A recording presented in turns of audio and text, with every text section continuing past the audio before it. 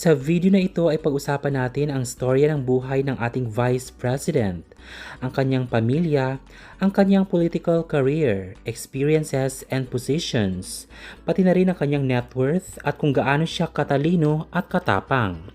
Tapusin ang buong video para sa buong detalye. Siya si Vice President Sara Zimmerman Duterte Carpio o mas kilala sa tawag na Inday Sara. Siya ay pinanganak noong May 31, 1978 sa Davao Doctors Hospital sa Davao City dito sa Pilipinas. Sa mga hindi pa nakakaalam, siya ay ang anak ng lawyer at former president na si Rodrigo Duterte at flight attendant na si Elizabeth Zimmerman. Ang kanyang great-grandfather ay isang German-American na lumipad sa Pilipinas mula sa United States. Siya ay lumaki sa kanyang sinasabi na broken family. Siya ay nagsalita patungkol sa kanyang love-hate relationship sa kanyang ama nung siya ay estudyante pa dahil sa kanyang disapproval sa pagiging babaero nito at late-night habits. Isang beses ay iniwan ni Digong ang kanyang wife na si Elizabeth noong 1990.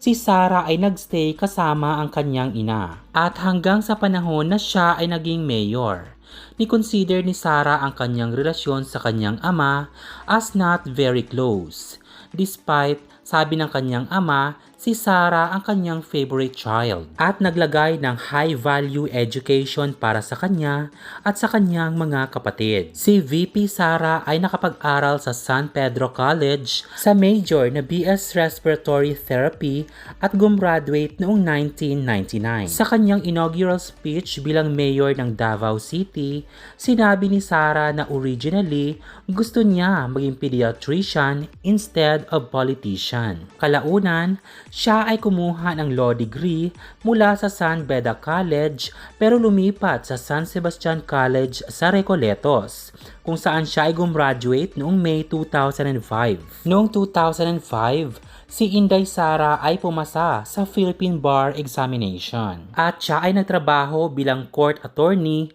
sa Office of Supreme Court Associate Justice Romero Callejo Sr. Nakita at nakilala ni Sara ang kanyang husband ngayon na si Manasseh Mans Carpio habang siya ay nag-aaral sa San Beda College na ngayon ay San Beda University. Sila ay nagpakasal sa Santuario de San Antonio sa Forbes Park, Makati noong October 27, 2007. Although sinasabi sa balita na meron silang 3 anak, pero sinabi ni Inday sa kanyang statement noong July 2024 na meron silang 4 na anak. Si Manasseh ay pamangkin ni Ombudsman Conchita Carpio Morales at Supreme Court Senior Associate Justice Antonio Carpio. Tulad ni VP Sara, ang kanyang asawa na si Manasseh Carpio ay isa ring attorney. Si Inday Sara ay isa ring fan ng Korean dramas. Previously, siya ay nakapag-host ng television programs tulad ng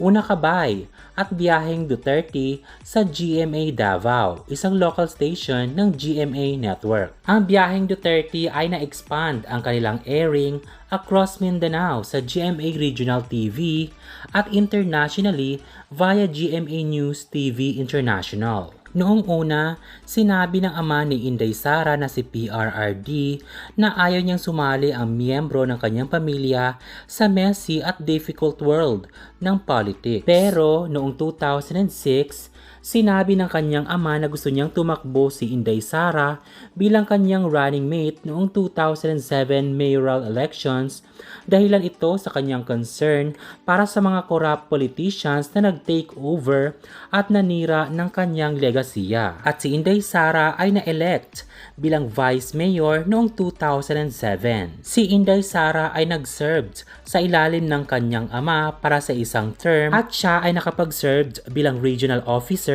ng National Movement of Young Legislators mula 2007 hanggang 2010. Ito yung panahon kung kailan si lawyer Zuleika Lopez ay unang na-hire ni BP Duterte na maging staff member ng city government, nakatanggap ng posisyon na City Council Secretary. Noong 2010, si VP Sara ay na-elect bilang mayor. Siya ang kauna-unahang babaeng mayor sa siyudad ng Davao at siya rin ang pinakabatang na-elect sa edad na 31. Sa kanyang unang term, siya ay nag-served din bilang officer ng National Executive Board of the League of Cities Philippines mula 2010 hanggang 2013. Noong December 2, 2010, si Mayor Sara ay inappoint ni former President late Benigno Aquino III bilang chairperson of the Regional Development Council ng Region 11. Siya ang kauna-unahang babae na humawak ng posisyon at siya rin ang kauna-unahang na-appoint ng government sector simula ang reorganization ng council noong 1986. Bilang isang chairperson, nakita niya ang pag-angat ng Davao City sa Davao Region's Gross Regional Domestic Product mula 3.9% noong 2011 hanggang 7.1% noong 2012. Noong July 1, 2011, si Mayor Sara ay nakakuha ng national attention dahil sa pag-punch niya kay Abe Andres, ang Davao City Regional Trial Court Sheriff, dahilan ito ng demolition ng shanties na naganap sa Barangay Kapitan Tomas Monteverde Senior Agdao, Davao City. Ayon kay Mayor Sara, tinanong niya ang korte at ang demolition team na i-delay ang demolition. Ngunit hindi pinakinggan ni Andres ang kanyang request at nagpatuloy sa kanyang violent demolition,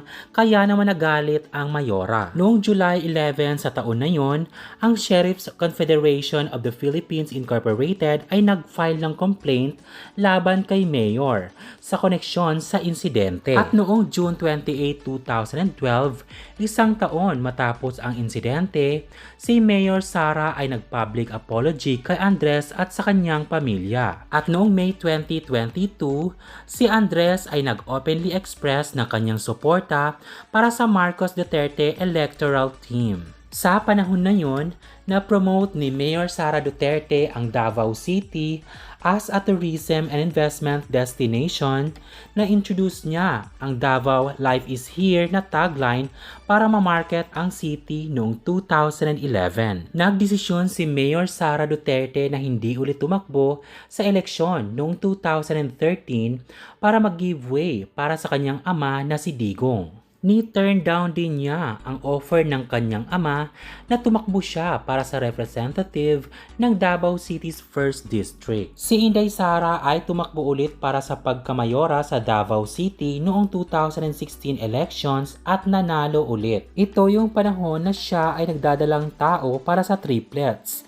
Pero kalaunan, siya ay ininform ng kanyang doktor na nalaglag ang kanyang dalawang fetus. At ito ay kanyang nireveal sa kanyang speech noong September 8, 2016. Tagumpay ulit ang kanyang pagtakbo sa election noong 2019. Pagkatapos ng pagkapanalo ng kanyang ama noong 2016 presidential election, nag-launch si Mayor Sara ng tapang at malasakit movement na kinumpose ng Duterte supporters at allies noong October 23, 2017. Noong February 23, 2018, si Mayor Sara ay nag-launch ng bagong regional party na tinawag na Hugpong ng Pagbabago o HNP. Ang party ay kalaunan ay na-approve noong July 4, 2018 bago pa man ang 2019 general elections. Ang HNP ay tumayo rin bilang electoral alliance, fielding candidates mula sa iba't ibang parties para sa senatorial election.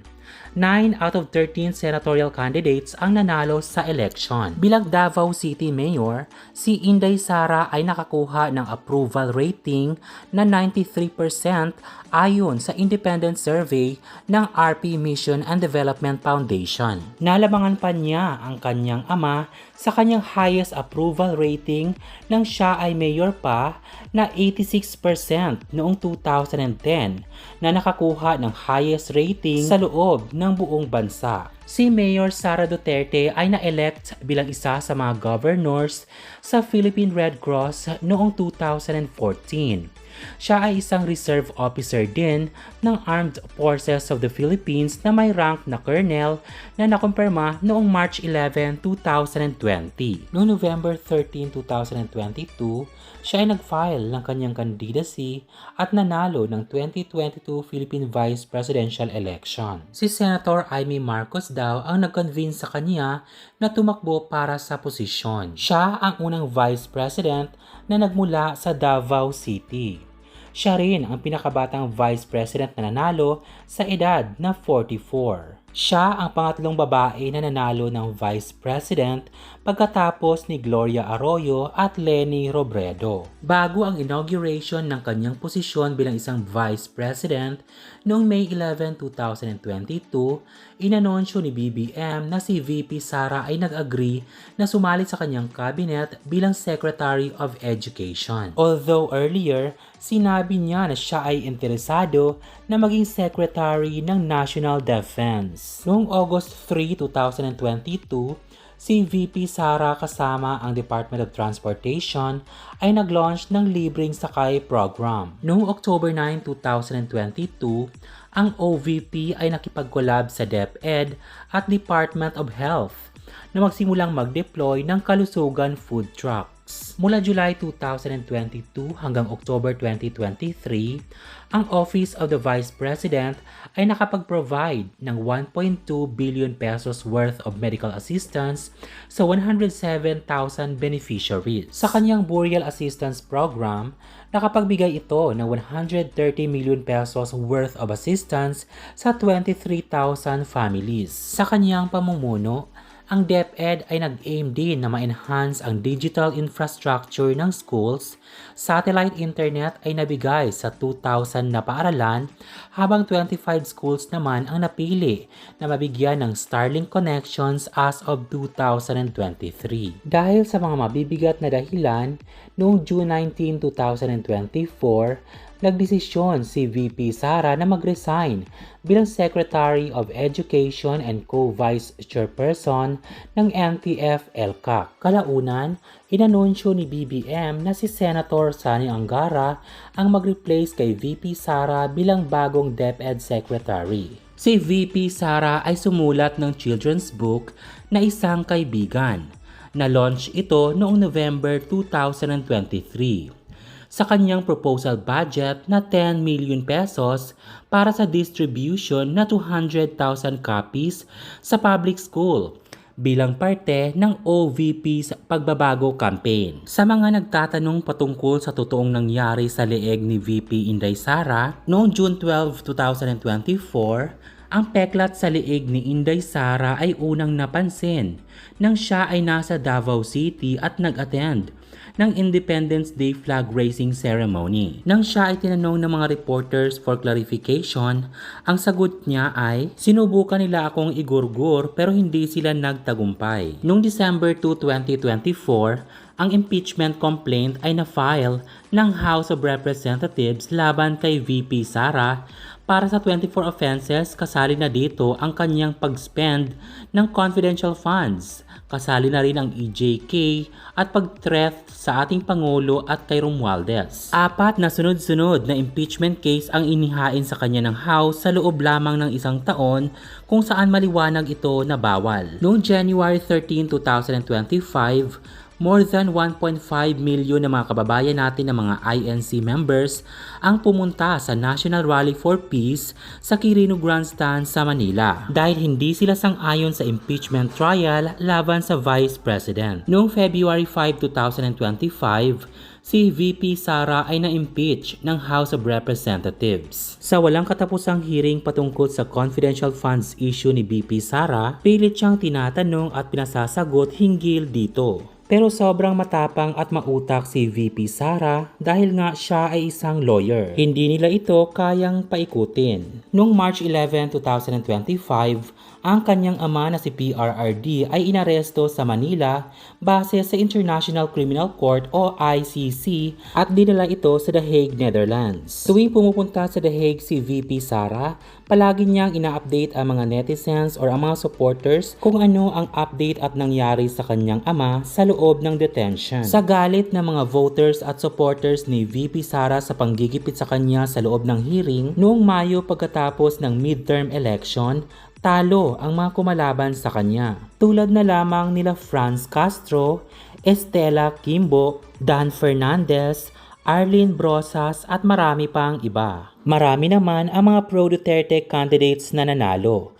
Patunay lamang ito na makapangyarihan ang Vice President Sara. Dahilan na rin ito ng kanyang kampanya at suporta. Marami na rin mga bansa ang napuntahan ni VP Sara para sa kanyang personal at official trips. Maliban sa the Netherlands, kasali din ang South Korea, Malaysia, Germany, kasali rin ang Brunei, Australia at marami pang iba. Maraming mga netizens ang nagtatanong kung gaano nga ba kayaman o magkano nga ba ang total o estimated net worth ni Vice President Sara Duterte. Makikita natin ito sa kanyang Statement of Assets, Liabilities and Net Worth o SALN. Noong 2007, ang kanyang real assets ay umabot sa 10 million pesos. 5 million naman ang kanyang personal assets at 2 million ang liabilities. Ang total net worth niya ay 13 million pesos. At noong 2017, 30 million ang kanyang real assets. Ang kanyang personal assets ay umabot naman ng 20 million. 6 million naman ang kanyang liabilities. Umabot ng 44 million ang kanyang total net worth. Yan ay updated noon lamang 2017. Wala pa silang bagong update patungkol sa kanilang SALN. Noong mayor pa si VP Sara sa Davao City, goal niya talaga na bayaran lahat ang utang ng syudad hanggang sa naging successful ito at naging zero debt. Sa kanilang pamumuno, naging disiplinado ang mga Davaoenyo kaya naman safe ang Davao City. Ang Davao City ay isa sa mga pinakamalinis na syudad sa bansa, pati na rin ang kanilang Davao International Airport ay palaging pasok sa world's best international airport. Ngayon lamang buwan, July 25, 2025, unanimously nagdesisyon ang Philippine Supreme Court na inalify ang impeachment complaint laban kay Vice President Sara Duterte dahil ito ay unconstitutional. Ngayon pa lang, maraming mga political experts ang nagsasabi na malakas ang laban ni Vice President Sara na manalo para sa 2028 presidential election. Bilang isang basher o supporter ni VP Sara, ano ang masasabi mo sa video na ito? Mag-comment at mag-subscribe para palaging updated sa aking showbiz updates. Thanks so much for watching!